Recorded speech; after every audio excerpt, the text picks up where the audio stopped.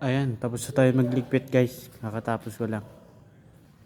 Ayan, kaalis lang ng nag-gym. Marami nag-gym ngayon, mga 4. Patay ko na ilaw doon sa tulo.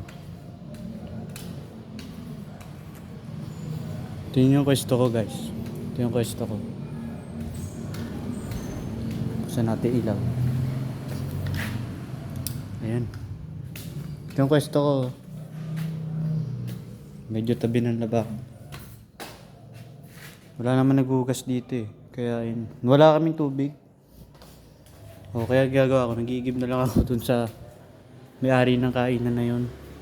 Kasi tubig nila dun poso. Tapos ano sa gripo gawa. Di bomba. Yung mga galon guys. Yan.